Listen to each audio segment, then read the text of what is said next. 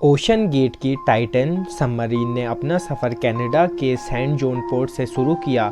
जिस लोकेशन में इसको ओशन के अंदर डाइव करना था, ये सेंट जॉन से 700 किलोमीटर दूर नॉर्थ अटलांटिक ओशन में वाक़िफ़ है और इसी पॉइंट पर ठंडे पानी के नीचे ओशन की गहराइयों में टाइटैनिक का शिप रैक भी मौजूद है। सैटरडे 17 जून 2023 को ये सफ़र शुरू किया गया और प्लान के मुताबिक अगले दिन सैटरडे को सुबह 8 बजे टाइटन को ठंडे पानी में उतारा जाना था। आपको ये बताते चले, डाइव से पहले टाइटन में एक मसला नोटिस किया था और फिर उसके बावजूद भी अपनी जान दांव में लगा के उसको ओशन में उतार दिया गया।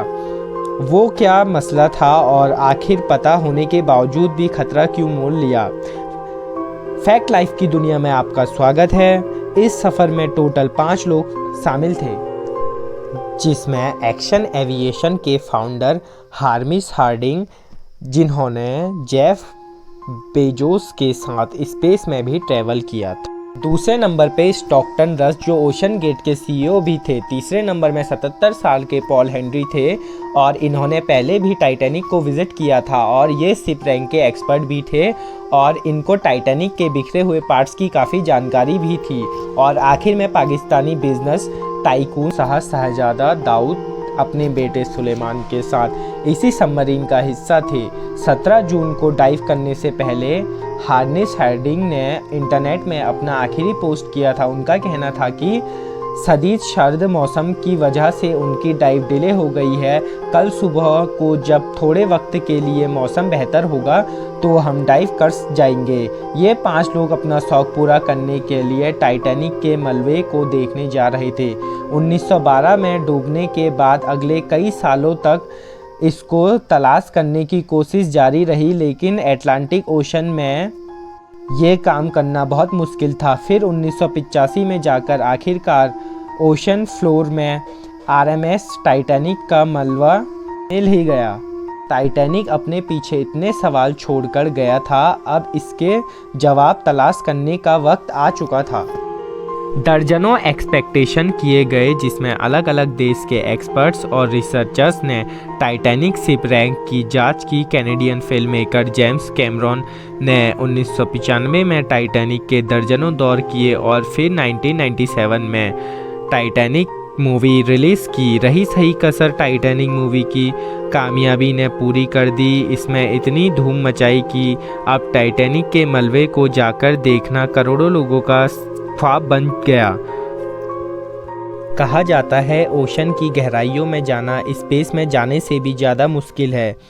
इसकी सबसे बड़ी वजह पानी का प्रेशर। टाइटैनिक शिप रैक पानी की सतह से 4000 मीटर यानी 4 किलोमीटर नीचे है। इस सतह में पानी का प्रेशर 5800 psi होता है। ये उतना ही प्रेशर होता जितना कि इंसान के एक उंगली पर एक हाथी खड़ा हो जाए। तो अब आप अंदाज़ा लगा सकते हैं कि एक सबमरीन में कितना ज़्यादा प्रेशर पड़ता होगा।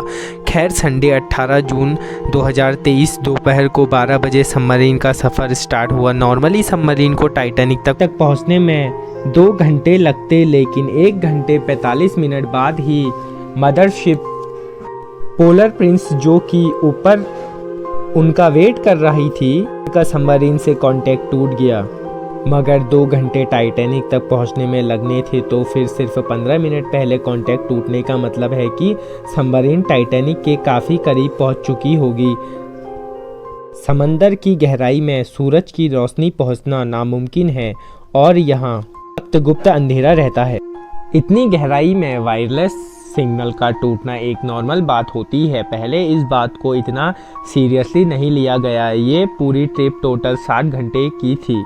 12 बजे से लेकर शाम 7 बजे तक इसका वापस लौटना था, लेकिन जब शाम 7 बजे तक टाइटन से कोई कांटेक्ट ना हुआ, ना ही वो वापस लौटा। अब ऊपर खड़ी मदरशिप में मौजूद क्रू के पसीने छूटने शुरू हो गए।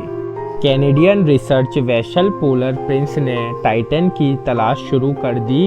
9:40 में यूएस कोस्ट गार्ड से कांटेक्ट करने की मदद मांगी। अगले दिन मंडे को यूएस कैनेडियन शिप और प्लेन्स ने उस एरिया में एक प्रॉपर सर्च ऑपरेशन शुरू कर दिया। इन्होंने सिर्फ समुद्र की सतह पर ही नहीं बल्कि सोनार स्कैनिंग की मदद से पानी के अंदर भी अपनी तलाश जारी कर दी। इस एरिया में जो कमर्शियल वेसल थी उन्हें ऑर्डर दे दिया कि अपनी आंखें खुली रखें। अगले 2 दिन तक तलाश जारी रही लेकिन टाइटन का कोई अता पता नहीं चल सका। लेकिन फिर एक उम्मीद की किरण नज़र आई। वेडनेसडे 21 जून को सुबह 6 बजे सर्च टीम को पानी की गहराइयों में से कुछ आवाज़ें सुनाई दी। यह आवाज़ें अंडर वाटर रेडार की मदद से सुनी गई थी।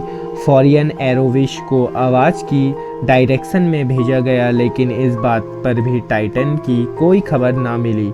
अब टाइटन को हमेशा खो देने का डर बढ़ता जा रहा था क्योंकि सबमरीन में जितना ऑक्सीजन था वह सिर्फ 96 घंटे या 4 दिन तक का था और फिर 4 दिन में से 3 दिन गुजर चुके थे।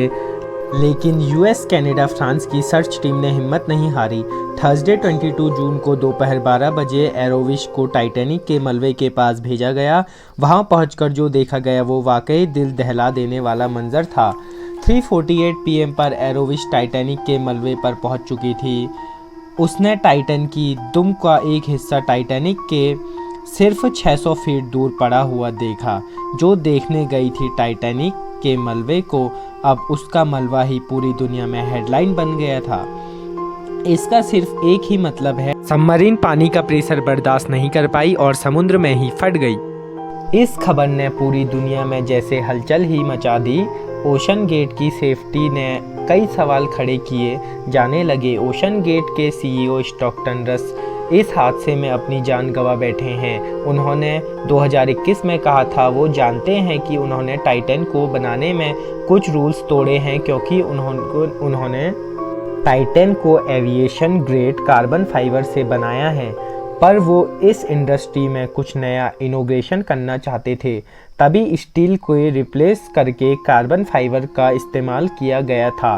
पहली बार डाइव से पहले टाइटन को 5000 से 10,000 PSI में टेस्ट किया गया था जिसमें वो पास हो गई थी।